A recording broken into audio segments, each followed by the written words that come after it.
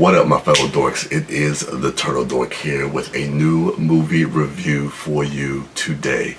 So it has finally arrived. It has finally come out. I've been waiting and waiting. And how long have I been waiting? 17 and a half, well, 16 and a half, 17 years for this. Yes, Bad Boys for Life. Anybody that's been following this channel, has been following the podcast, been following me, you guys know how much I have loved the Bad Boys franchise, and I've been waiting for a third movie, and it's been stop and go for like maybe the last 8 or 9, possibly 10 years, when we kind of knew that this movie was in development. Directors would come and go and fall off, and script changes, and all these different things were happening. And I just kept getting my hopes up. I was like, you know what? This is never going to happen.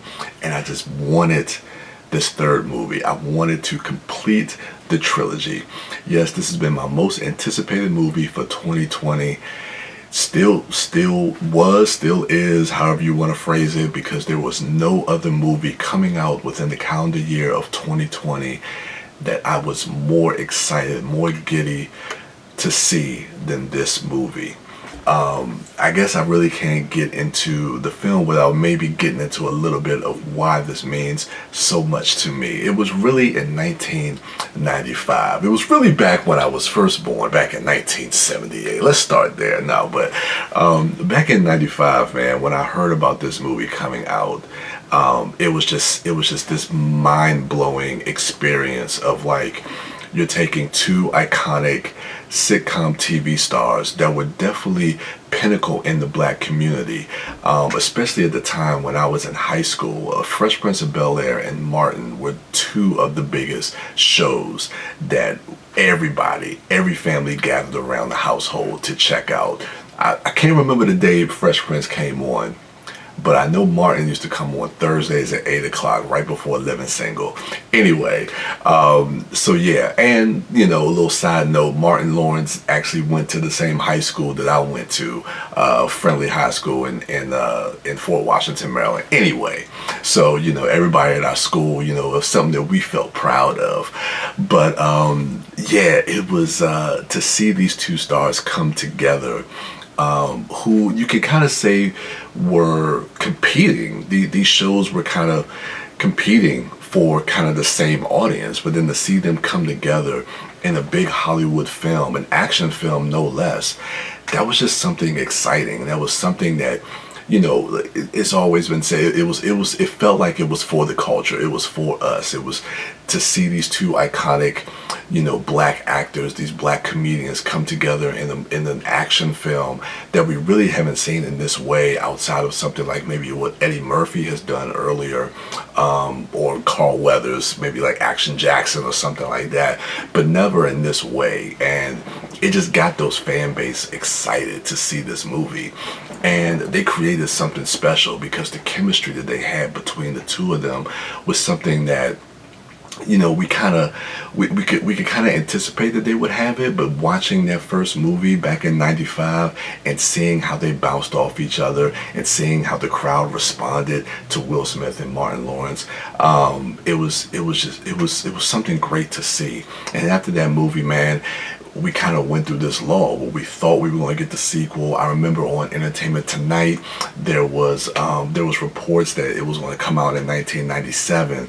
That Will Smith blew up with Independence Day and Men in Black in 96 and 97. Everything kept getting pushed back, and I thought that wait was super long. 95 to 2003, like 8 years. When they came back for Bad Boys 2, I was like, oh my gosh, like, dude, you guys can't let us wait this long.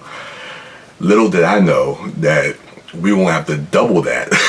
Not just 8 years, let's make it 17 years. Good Lord. Okay. Anyway, but Bad Boys 2, they came back bigger, louder, better. And Michael Bay was also extremely important. This was his first movie. The '95 first Bad Boys film was his first film. And you could kind of tell he didn't have a big budget, but he made that shit look like a Hollywood production. And I love Michael Bay for that. And a lot of people give him crap now, post Transformers. But looking at his career leading up and even a little bit past Bad Boys 2, say what you will, and maybe if it's not your bag, that's cool. But to me, nobody shoots action like Michael Bay does. And I'll get into my experience of watching Bad Boys for Life the first time, because I've seen it twice so far. But anyway, but yeah, so Bad Boys 2 came out, and to see them back together again in the movie that with a bigger scope, a bigger budget, a bigger story that spans them going from Miami to Cuba, and it just gets insane, and I love it. And even to this day, I think it's probably one of Michael Bay's best films. Anyway, so that movie came out. Super excited to see that film. So we got 2 films, and I was like, all right, bet. You know what? Let's bring it on. We got the momentum. Bad Boys 3. All these years passed by, all these years kept going. Will Smith kept doing other movies. Martin Lawrence kind of faded into the background, was doing some stuff, kind of behind the scenes, kind of focusing more on his comedy and getting other comedians, putting them on and stuff like that.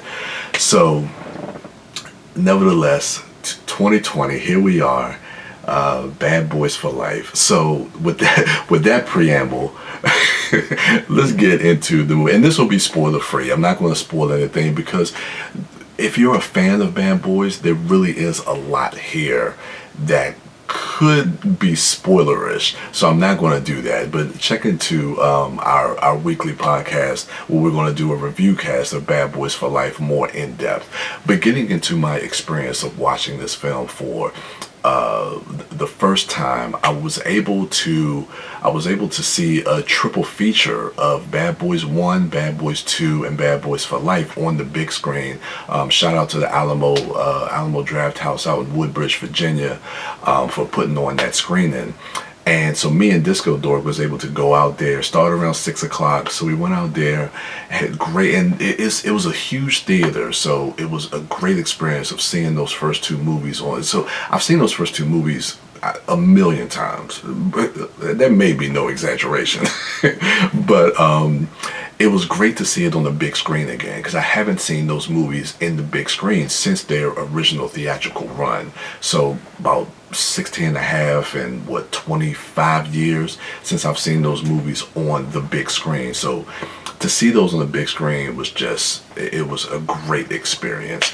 So it was a theater that probably has a capacity of like 250, so it wasn't full, but there was a big enough crowd that you got that theatrical experience. All the jokes hit, everybody responded to all the funny moments, to all the action beats, and the crowd was really into it. I want to say there may have been maybe 40 to 50 people in there, kind of spread out throughout, but you can definitely feel the energy in the room, which was really exciting. So yeah, Bad Boys 1, Bad Boys 2, great experience watching that on the big screen. And going into Bad Boys for Life, it's very, very apparent, and that's probably the downside of watching these triple features or watching like a series of movies back to back, going into like a new release of the next installment, is that when you don't have the same director, it's apparent how different Bad Boys for Life is to the other 2 movies. And going into Bad Boys for Life, with the excitement that I had and watching those previous 2 movies, it was a glaring difference, and it didn't really sit well with me as far as my initial experience watching Bad Boys for Life. There were certain things aesthetically that I was. The energy, the movie doesn't have that energy that the first 2 movies have. And I know a lot of that is attributed to the time that has passed, the age, and the movie comments on that. The movie comments on it's about getting older. It's about, the old guard trying to not really pass the baton, but still trying to stay up doing things that they probably shouldn't be doing. And to me, the filmmaking, I kind of reflects that, because I don't even think this movie would have worked if Michael Bay would have directed it, because Martin Lawrence ain't moving as fast as he used to move, and the way Michael Bay shoots, I don't know if his style would have been able to fit with Bad Boys 3 in this day and age. If they would have made this movie, say, 10 years ago, yeah, that could have been something different, but it was just apparent. But after seeing the movie a second time, and I was able to kind of settle with the movie and think about it and kind of have more measured expectations now that I saw the film, and my anticipation for it wasn't on this peak level. Going into seeing it again last night, I was able to really enjoy the movie a lot more. Now, for me, it doesn't really compare, and I really don't like to compare movies a lot, but it goes without saying that when you have a trilogy of movies, they're going to be compared to each other. And because how I feel about Michael Bay and his style of shooting action and the way he approached those films, I like those movies a lot more than Bad Boys for Life. But, you know, I'm looking at that movie as its own thing. And I was talking to Disco after the triple feature screening, and he commented that, you know, if you were just to watch Bad Boys for Life without seeing them the way that we did initially in that triple feature, then you probably enjoy the movie a lot more. And so once I removed myself and saw it again for that second time, I found myself really enjoying the movie and enjoying what they were doing with these characters. So with that being said, I'm probably 20 minutes into this, and I haven't even really gotten into the review for Bad Boys for Life. But like I said, this was one of my most anticipated movies, and I want to take the time to really soak this in and talk about it, because these films have been really special to me over the last 25 years. So yeah, getting into Bad Boys for Life, the chemistry, it all comes down to Martin Lawrence and Will Smith, man. They embody the characters of Mike Lowrey and Marcus Burnett. And that goes to something else that I want to say too, because it always feels like these characters, I mean, they have really kind of solidified these characters, where these characters have kind of taken on the persona of who they are as people. So Mike Lowrey feels like Will Smith. Marcus Burnett feels like Martin Lawrence. And I think that's why those characters have always stayed with a lot of the fans.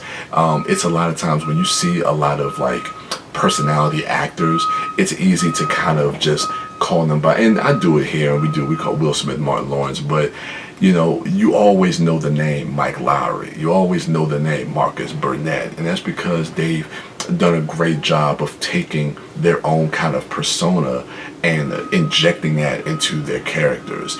And I like how they've been able to do that as their personalities or their personas of who they are has shifted and changed over the last 25 years.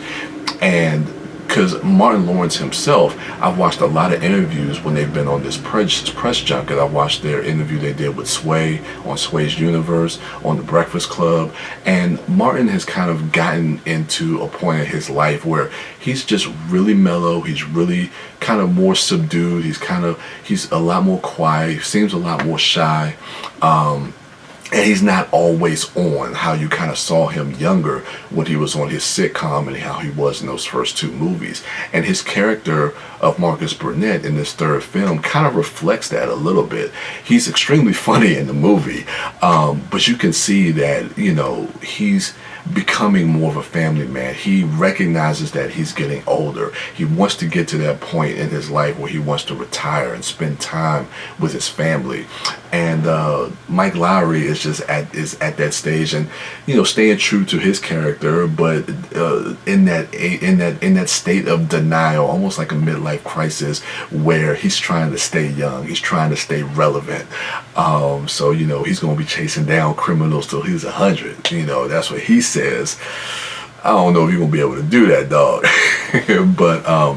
But yeah, but that dynamic, and I think that dynamic with how they have grown to this point still works for these two characters, and they are great on screen. And I think that's the biggest draw is the chemistry that the two of them have throughout this whole franchise, this whole series. Their chemistry has been on point. It's been great. I like the younger cast. I want to get their names. We have Alexander Ludwig, Vanessa Hudgens, who we know, and Charles Melton. So they play Dorn, Kelly, and Rafe, and they're part of the Advanced Miami Metro. I forget the acronym. Forgive me, but anyway, they're part of this new unit, and I didn't know how I was going to feel about them seeing that in the trailer, but I really enjoyed them in the movie. They have great chemistry with Martin and Will Smith has some banter with the Charles Melton character, Rafe. They have like this young old thing that they have going on, so they have kind of like this contentious back and forth, which really they kind of pay off really nicely with some funny ribbing that they have back and forth by the end of the movie, which I really enjoyed. Alexander Ludwig, his character Dorn, is like the computer tech guy, but I think they pay his character off really well too at the end of the film. And Vanessa Hudgens, man, she's just doing her thing, man. She's just a badass, and I gotta say, man, I'm happy with the trilogy. All I wanted was a third movie to complete the trilogy.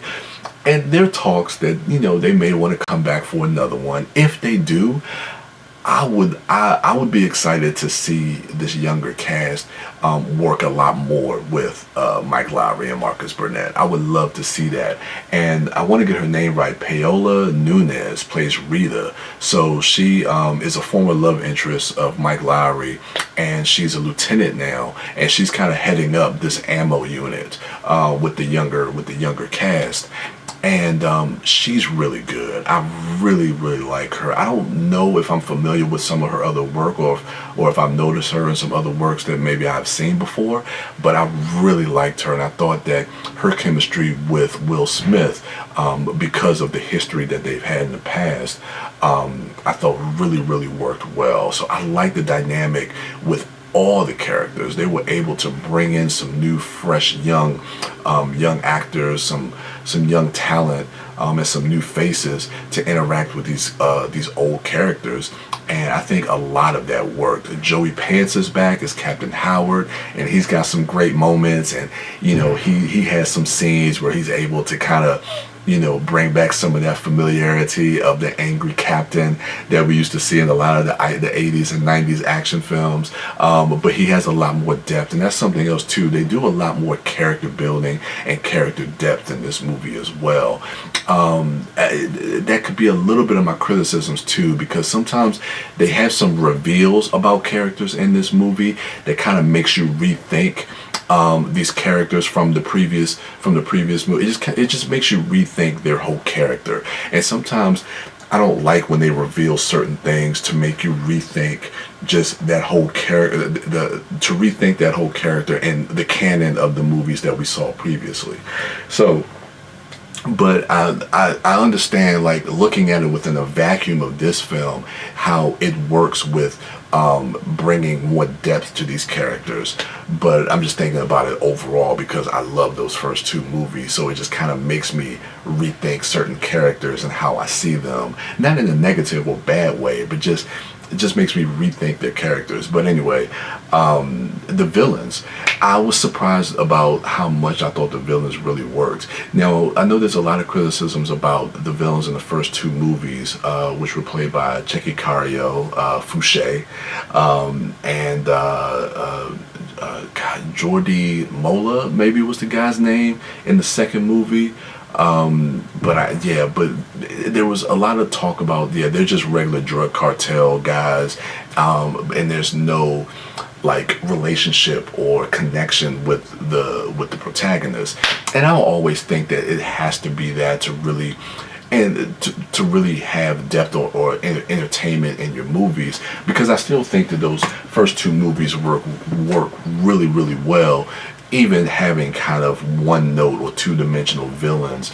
But those villains are still kind of, I don't even want to say iconic. I think because of how those movies are held in high regards with me, and especially with a certain community and certain culture that love these movies, that we hold to those villains. Like those are very, I guess you could say, iconic villains. But what they do in this movie, I thought was really, really well done with being able to kind of make the villains more personal to the protagonist in the film, and it kind of raises the stakes, especially when you get introduced to the villains.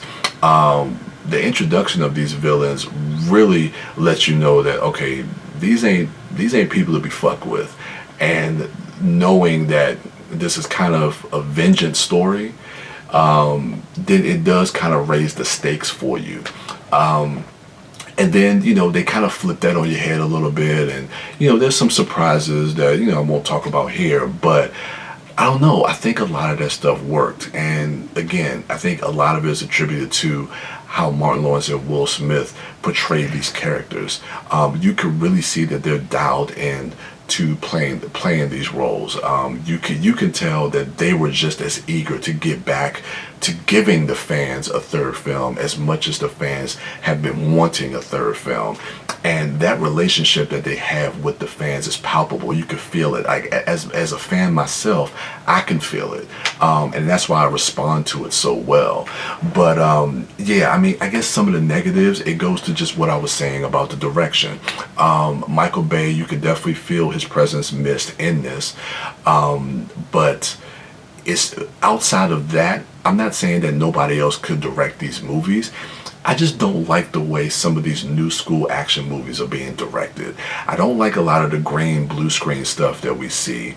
I like seeing more practical stuff. I like seeing more stunt work, more stuff, that takes place in kind of a tangible real world environment, so to speak. And that's one thing that Michael Bay does great. Now, there's always going to be some CG enhancements. There's always going to be some blue or green screen. But sometimes it feels like, a lot of filmmakers kind of lean on that a little too much.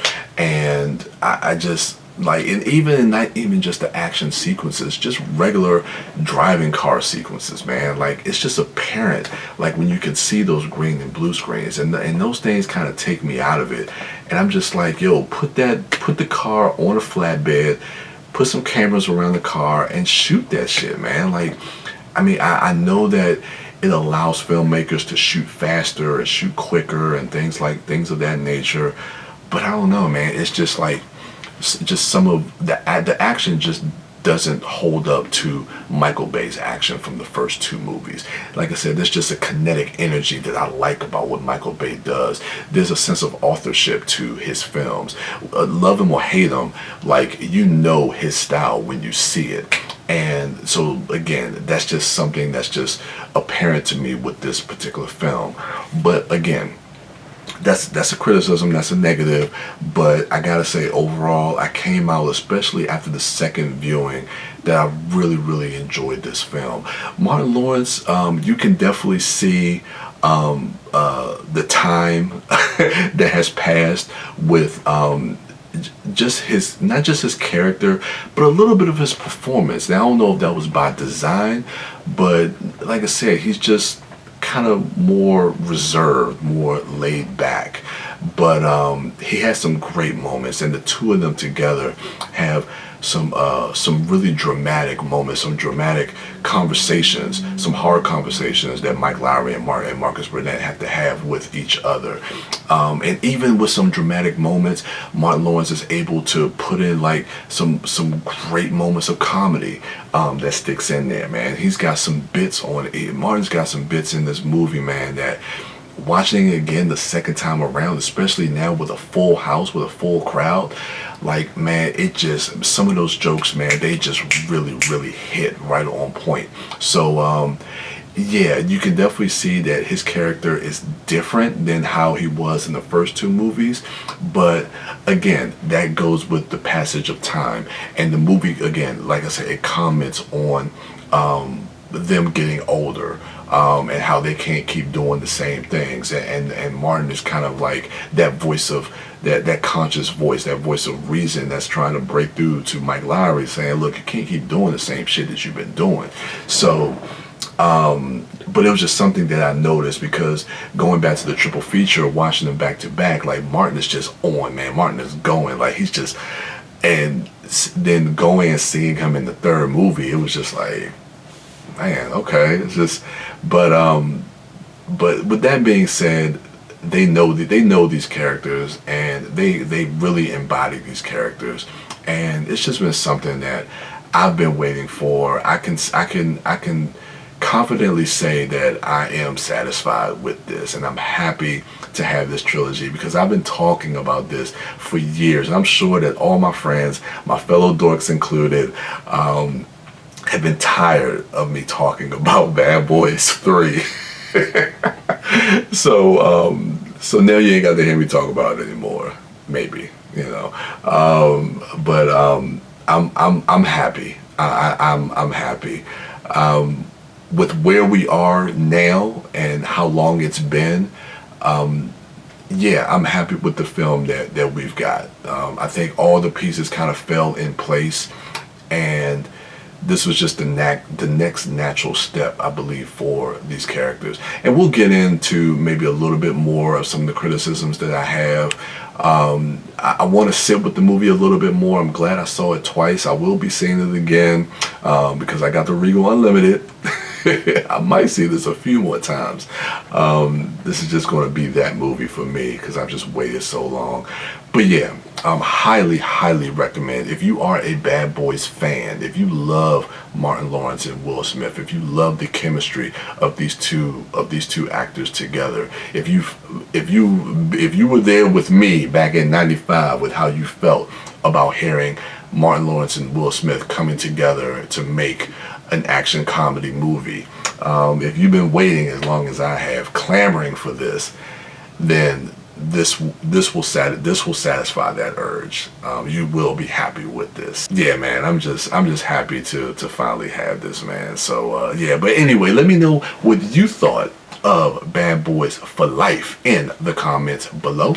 Remember to rate, like, subscribe, and share, and go ahead and check out my other dorks at MouthDork, at TheDiscoDork, at WB Das, and at Sidewalk Siren. And as for me, I am the Turtle Dork, and with that, your boy is out.